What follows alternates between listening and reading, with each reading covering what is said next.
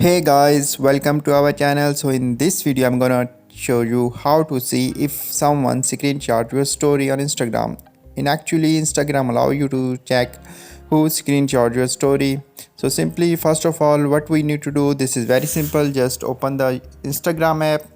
Now here what we need to do, just you have seen this is the main Instagram profile and all the data you are available here, like you have posted any stories or you have posted any reels on Instagram. So how to check if someone screenshot your story, just simply you will click on this heart button.